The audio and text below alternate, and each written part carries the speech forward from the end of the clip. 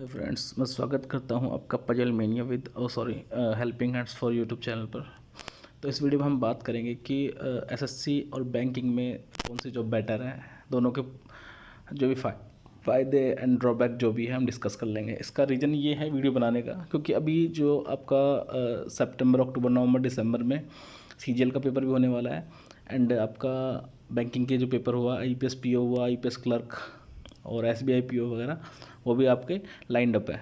ठीक है, तो हम बात कर लेंगे, ठीक है, कि इन दोनों में से बेटर कौन है, क्या दोनों के नुकसान है, किनको स्टूडेंट्स को किसकी प्रिपरेशन करनी चाहिए। ठीक है, इसको बनाने का मेन मोटिव यही है कि स्टूडेंट काफ़ी कंफ्यूज है कि एसएससी पे जाए या फिर बैंकिंग का करे। तो अब मैं आपको बता दूं, दोनों को आप साथ में लेके मत चलो। ठीक है, या तो एसएससी करो या बैंक करो। ठीक है, अब मैं बता दूं आपको। देखो, पहले हम बैंकिंग की बात कर लेते हैं, क्योंकि मैं भी बैंकिंग सेक्टर में काम कर रहा हूँ, तो मैं उसके बारे में थोड़ा अच्छा बता पाऊँगा। ठीक है, एसएससी के भी मैंने पेपर दिए हैं, मेंस दिया है, डीवीवी वगैरह करवाया है, तो उसकी भी मैं आपको नॉलेज दे दूँगा। बैंक की बात कर लेते हैं हम। तो देखो, बैंक में एक बात करें, सैलरी बैंक में काफ़ी अच्छी है। 70,000 से स्टार्टिंग है मिनिमम।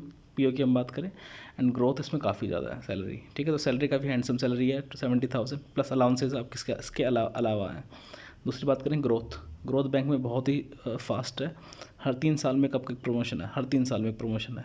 पीओ हो, क्लर्क से पीओ बनो तो 3-4 साल में बन सकते हो आप। 5 साल मान लो, 4 साल मान लो।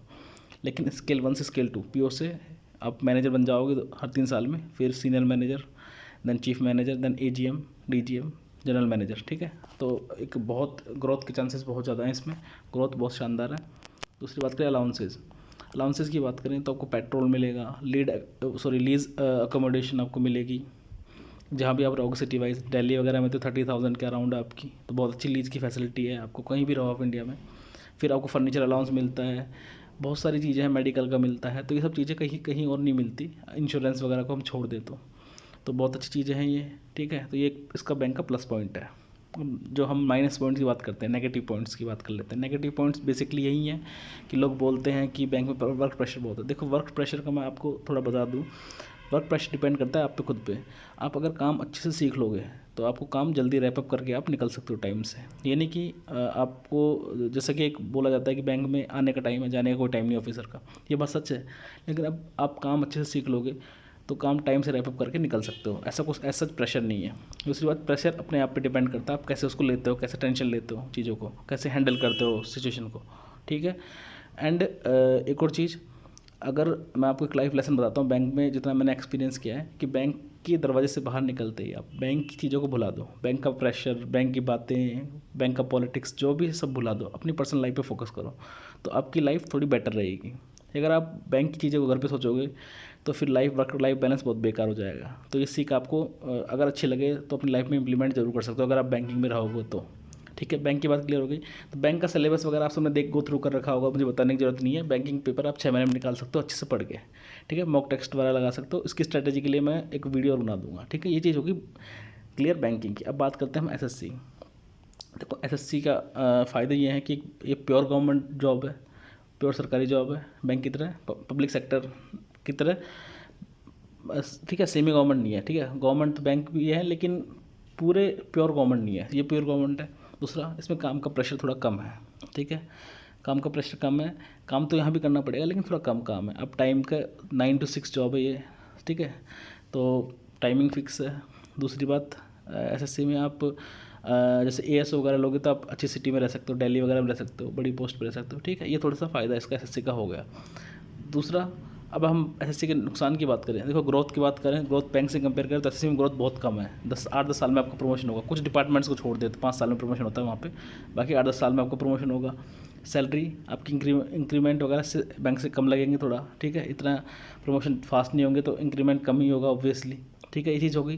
तो पैसे के मामले में बैंक बेटर है, वर्क लाइफ के बैलेंस में एसएससी बेटर है। लेकिन एसएससी में भी आपको काम करना पड़ेगा, ऐसा नहीं है कि आराम की नौकरी है, नहीं करना पड़ेगा।